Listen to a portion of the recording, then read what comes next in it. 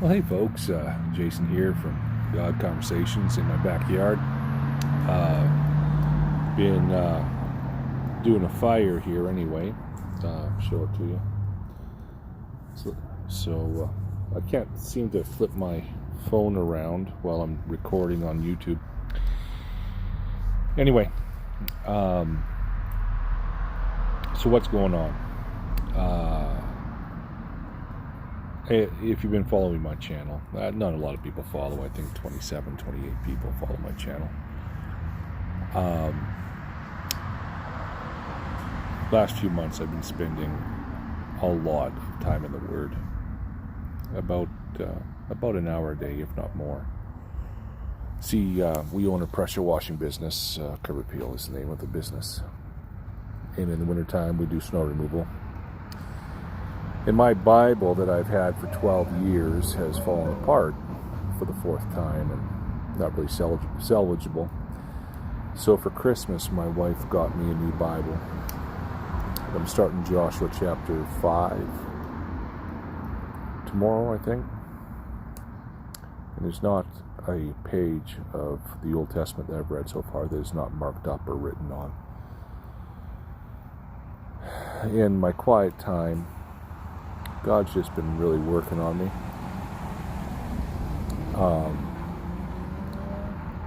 Not, this is what you need to do. It's just more of this is how everything is interconnecting in the Bible.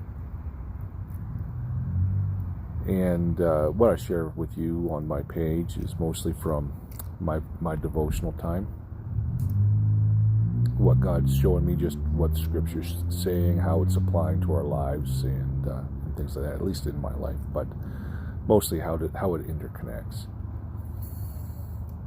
And today there was, when you've been walking with God as long as I have, how do I put it?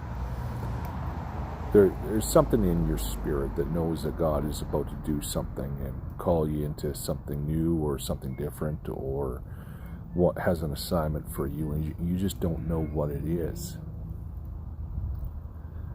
The thought came into my mind. I was driving around today that my life is a gift. God did not need to create me, but He chose to. And He chose to give me life. And that life is a gift. And how selfish can I be to live my life solely for me, or solely for my family, or solely for others? He is the gift giver of my life, and therefore I must live my life as an offering to Him. Because I'm 43 years old now. I don't know how I could die tomorrow. I could die in 40 or 50 years, 60 years, I don't know.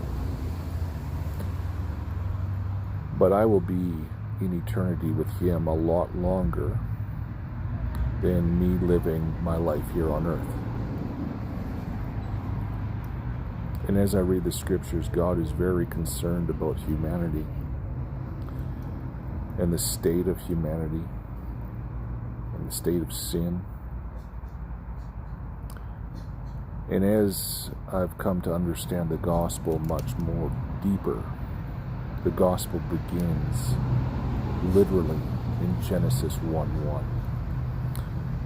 In the beginning, God created the heavens and the earth. The earth was formless and void, and His Spirit hovered over the waters of the deep.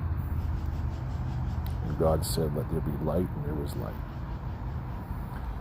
And once you understand the gospel, especially what happened on Holy Week, you realize everything in the week of creation has everything to do with what God has done through Jesus Christ. And as I worked through the law, and I spent a lot of time in Leviticus. Leviticus is just, in my Bible, it looks like I've written essay after essay in the margins. And it's a wonderful book, and a lot of people don't understand it. But when you look at it in light of the gospel, it is just fantastic. And I'm just, in my spirit today, I'm praying, God, I just want to live my life as an offering to you, because this life is a gift from you, and I believe the best way I can live my life is to give it back to God and let him do with it as he wishes. Here's my son, Riley.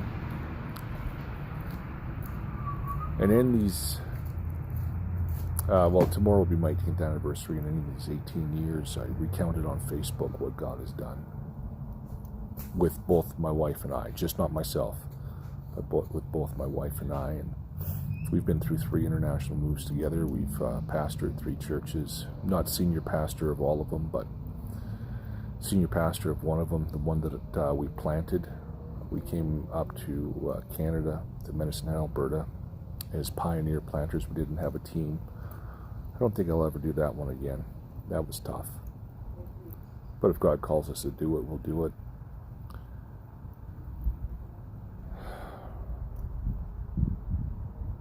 There's a lot that God has done through us.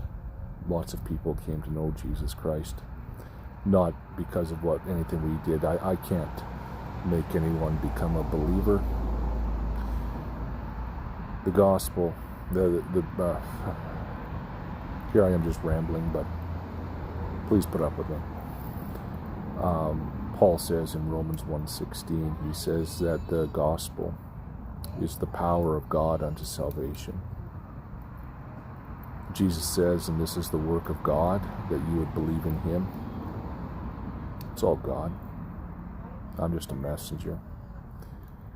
And God has somehow put a spiritual power into the words of the gospel, that when we preach it, those that he has called to himself will be saved. They may not be saved the day that we proclaim the gospel, but they will eventually be.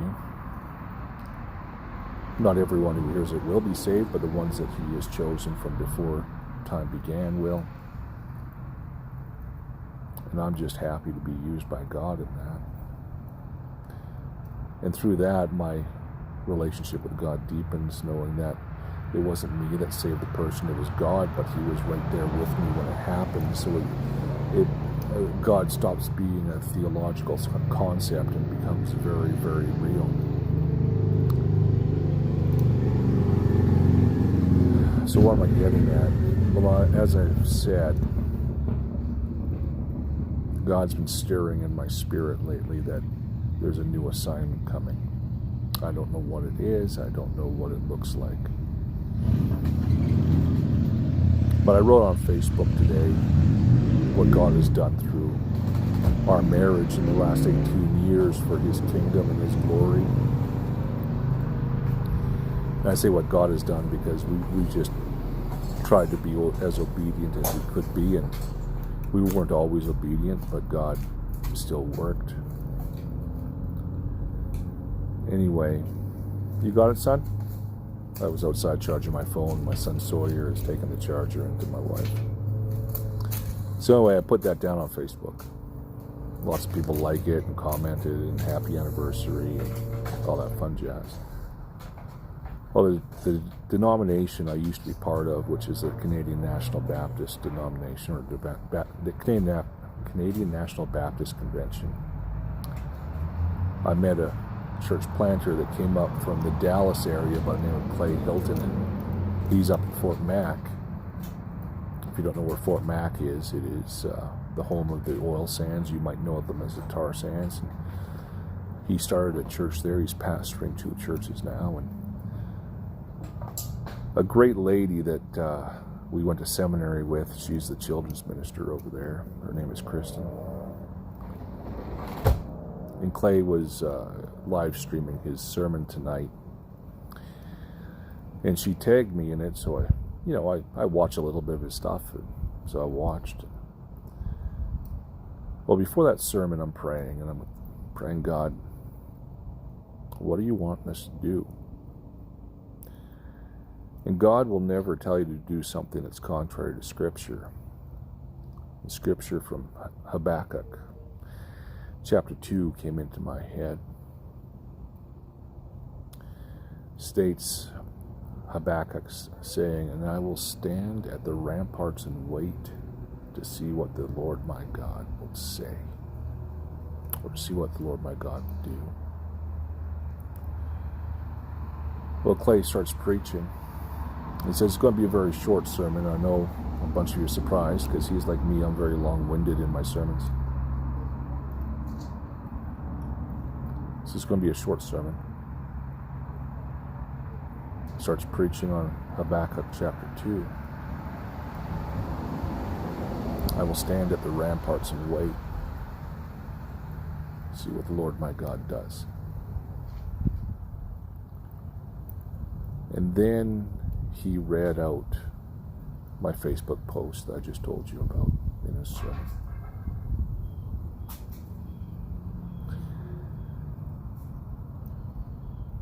And that got my attention. As I'm praying, God, what do you want me to do? Habakkuk chapter 2 comes into my mind. I get tagged in a sermon. Habakkuk chapter 2 is being preached on. Clay didn't know anything about it. He couldn't have, because it was just maybe 15 minutes before the sermon. Then he reads exactly what I wrote. God's getting my attention. The seminary that I went to was run by run right now. The president is a friend of mine. His name is Rob Blackaby. His cousin Richard was the president when I was there, and Richard's dad wrote the book Experiencing God. Now, there's a lot of people that don't care for that book or that Bible study because they think that there's something mystical about it. There's not. As a matter of fact, the publishers wanted to call it Knowing God, because it's all about how do you get to know God deeper. And Henry Blackaby, Richard's dad, said, no, I don't want it to be called Knowing God. I want it to be called Experiencing God. And the reason for that is this isn't written for clergy. It is written for laity, the average layman, the ones that don't know the deep theological words and things like that. How do you go on mission with God? That's really what it's about. And there's 7 realities to experiencing God. And all of this is from his experience in pastoring a small little church in Saskatoon, Saskatchewan, and how I think he said 34 churches were planted out of that, plus a new denomination and a Bible college and eventually a seminary.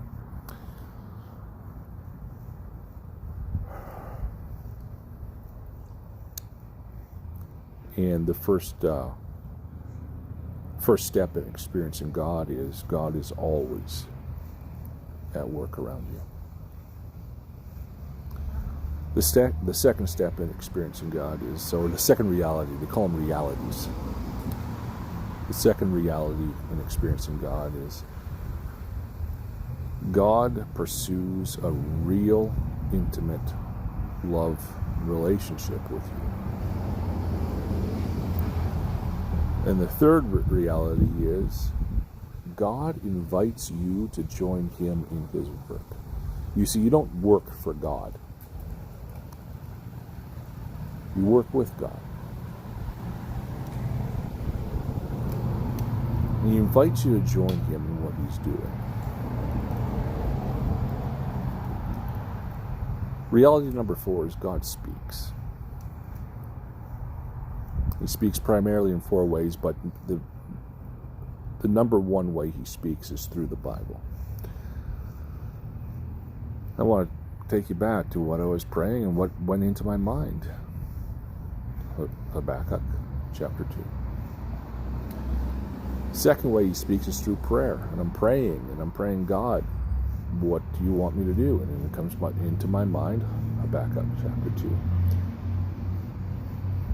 The third way he speaks is through circumstances. Look at what happened tonight. Clay's preaching on Habakkuk chapter 2. And then he mentions my Facebook post. That got my attention. And the fourth way he speaks is through the church.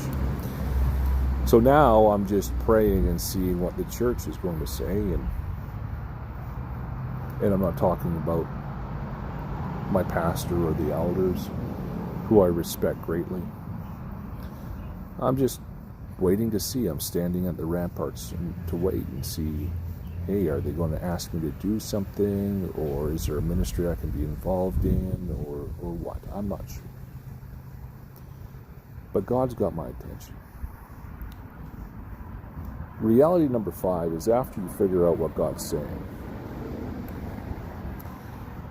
you need to adjust some things in your life. So I got to figure out what God's saying, and then I need to start adjusting some things so I can join him in his work. Reality number 6 is there'll be a crisis of belief. You see, when God calls you to join him in his work, it's never something easy. It's always something that is terrifying.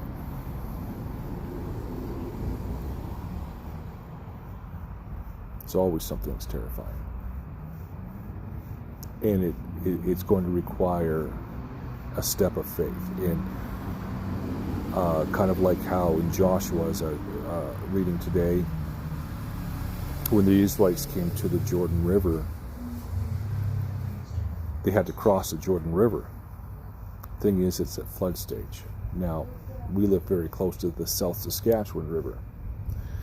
And when it's at flood stage, I'll tell you, it's scary. You will see trees floating down the river.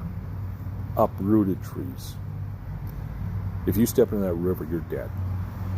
The currents are just too strong. But the priests that were carrying the ark, God told them during flood stage, step into the water. And they did. They obeyed. It was a crisis of belief, because when you look at it, the last generation before, they saw the giants in the land, and even though the two spies that went in, they said, yeah, we can take it. 10 spies says, no, there's giants in the lands. We can't take it. And the 2 spies said, yeah, of course there's giants, but look at what God has done so far. Of course we can go in there. And God said, because of your unbelief, this whole generation, 20 years old and up, you're going to die in the desert. You're not going to see the promised land, except for Joshua and Caleb, the 2 spies that believed me. And the next generation will take it. And so now they had to make the decision, are we going to believe God or not? They did. And so there's going to be a crisis of belief, and I'm expecting it to happen, and I just don't know what it's going to be.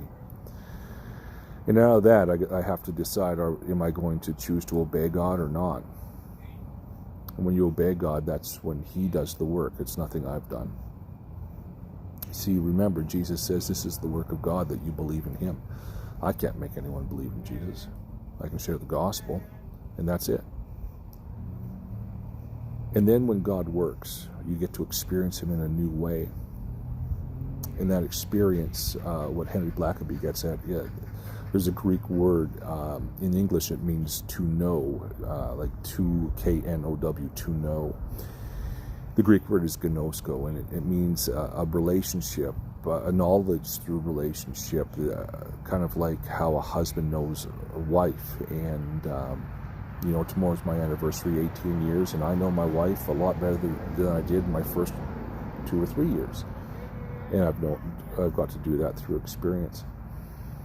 And so that's the whole thing. And this is how God deepens his relationship with us. It's through experience. It's not just Bible reading, prayer, having a nice devotional life. It's actually through working with God, not for God, but with God. And I'm just rambling tonight. I'm just sharing my thoughts. But if you would pray with us, see what God is doing and what he's asking us to join him in, that'd be great. Little side note, I watched a movie last night twice. I never watch movies twice. At least twice in a row. I was watching a YouTube broadcast and they mentioned this movie, and I searched it out. The movie's called The Printing. And it's a fictional story. It was made in 1990, but it took place in Leningrad in 1986. Even though it's, you might hear my son, you might hear my son talking in the back. I have 2 nonverbal autistic sons, and he's calling his brother, and they can't form words, so you're probably wondering what that sound is. But anyway, go back to The Printing. So even though it's a fictional story, all the accounts in that story are from different real life accounts that did happen. Probably not just with the one family or things like that, but different families in different churches, but a lot of this stuff happened. And it was all about how they were illegally printing Bibles and illegally distributing Bibles, and how people went to jail and were put into insane asylums, and how they were hunted, and how they had to worship in the forest because the established churches were actually governed by the KGB, and the KGB said what you told them what they can and cannot say. That hit me really hard, and I don't know exactly what God is doing through this, but it was after that I'm praying and thinking, God, what do you want us to do? And then all this started happening today. Coincidence? I don't believe in coincidences, but I don't know what God really wants. But I do know, just from the stirring in my heart, the things that have happened today, God is at work. And He's calling us to join Him. So if you just pray with us, please, just let us know. Or just that God would know, or God would show us as we stand at the ramparts and wait. That's my rambling time for tonight, guys. Anyway, have yourselves a great night. Thanks for praying with us.